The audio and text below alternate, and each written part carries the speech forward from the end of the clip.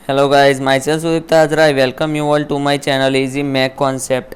आज के वीडियो में हम देखने वाले हैं जीटीयू में जो एंटरप्रेन्योरशिप सब्जेक्ट है उसके बहुत ही इंपॉर्टेंट 2 क्वेश्चन जो एग्ज़ाम में रिपीटेडली पूछे जाते हैं। लेकिन अगर इस वीडियो को शुरू करने से पहले अगर आप मेरे चैनल पे पहली बार विजिट कर रहे हैं तो प्लीज़ सब्सक्राइब कर दीजिए और नोटिफिकेशन बेल आइकन प्रेस कर दीजिए ताकि आपको रेगुलर नोटिफिकेशन और ऐसे ही वीडियोस के अपडेट्स जल्द से जल्द मिलते रहे। सो आई वुड से दैट के यूट्यूब में जो है सबसे पहला प्लेलिस्ट है एंटरप्रेन्योर सब्जेक्ट का, जो अकॉर्डिंग टू जीटीयू सिलेबस में सारे चैप्टर, सारे क्वेश्चन और सारे टॉपिक्स कवर करने वाला हूँ। So you should subscribe my channel now only. So ये हम आज 2 क्वेश्चन देखने वाले हैं। Discuss the about role of entrepreneur in economic development. So economic development में एंटरप्रेन्योर का क्या रोल है, तो ये सारे पॉइंट्स आपको रिमेंबर रखने हैं और जो है इसको थोड़ा थोड़ा डिटेल में आप 1-2 लाइन लिख देंगे तो आपको फुल मार्क्स मिल जाएंगे। तो सबसे पहले है promotes capital formation. So capital formation में क्या क्या आता है कि आपको कैसे कहाँ क्या खर्च करना है और उसके लिए आप पैसे कहाँ से लाएंगे। सो उसमें कैपिटल फॉर्मेशन आपको पता होना चाहिए। Then next is create large scale employment opportunity. Then promotes the balanced regional development, reduce concentration of economic power। मतलब एक जगह इकट्ठा सारे पैसे इन्वेस्ट ना करना, उसको कहाँ कहाँ अलग अलग जगह पे जो है डिस्ट्रीब्यूट करके इन्वेस्ट करना, वो देखने का। Then wealth creation and distribution, पैसे को कैसे क्रिएट करना है और कैसे उसको अपने स्टाफ में या कैसे रॉ मटेरियल्स पे अलग अलग तरीके से डिस्ट्रीब्यूट करना है। Improvement in due standard of living, standard of living अपने जो है उसको कैसे इंक्रीज़ करना है या कैसे इम्प्रूव करना है। Promotes countries export trade, export कितने चीज़ हम बाहर बेच रहे हैं और उससे कितना जो है फॉरेन एक्सचेंज जनरेट होता है, वो सब कुछ ध्यान रखना है। Then includes the backward and forward linkages. Then facilities overall development, ये सब कुछ अगर होगा तो ओवरऑल जो है इकोनॉमिक अपने कंट्री की जो है डेवलप होगी। सो जिससे हमारा ओवरऑल डेवलपमेंट हो सकेगा। Then next is explain entrepreneurial process. Entrepreneurial process में क्या क्या आता है वो अगर आपको पूछे तो आपको ये फिगर बना देना है, जिससे कि अगर एग्जामिनर जो आपका पेपर चेक करे उनके पास कम टाइम भी हो तो भी आपको फुल मार्क्स मिल जाए easily. So first is discovery, then developing a business plan, then resourcing, then managing company, then harvesting, then again comes discovery. So this is the cyclic process which we can call as entrepreneurial process.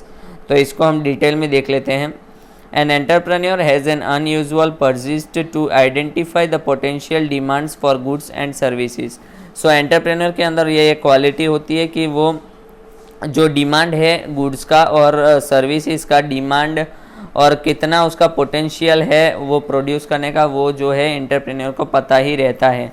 तो सबसे पहले discovery मतलब begins with the idea generation. तो discovery में सबसे पहला आता है क्या डिस्कवर करना, कि अपने आइडिया जनरेशन की क्या करना है, कितना क्या कहाँ से लाना है, वो सब कुछ आइडिया जनरेट करना।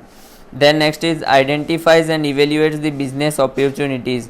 सो जहाँ पे आप बिज़नेस डेवलप कर रहे हैं या फिर जहाँ पे आप सेटअप कर रहे हैं वहाँ पे कितना ग्रो हो सकेगा बिज़नेस या कितने टाइम में कितना रेवेन्यू जनरेट होगा, वो सब कुछ जो है पहले से पता होना चाहिए। Then next is developing a business plan. Comprehensive business plan बनाने की एक ज़रूरत पड़ती है ताकि उसके अकॉर्डिंग वर्क किया जा सके।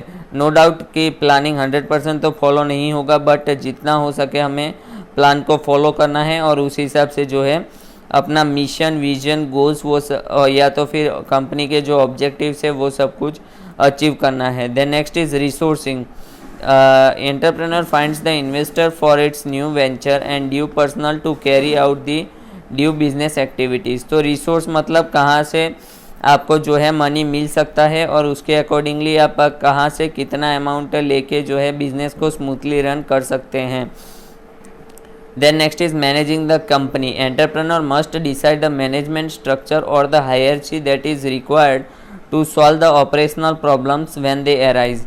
तो ऑपरेशनल में कुछ भी प्रॉब्लम आए तो किस तरीके से हैंडल करना है, कौन उसको हैंडल करेगा, वो सब कुछ जो है आपको पहले से तय करके रखना पड़ता है।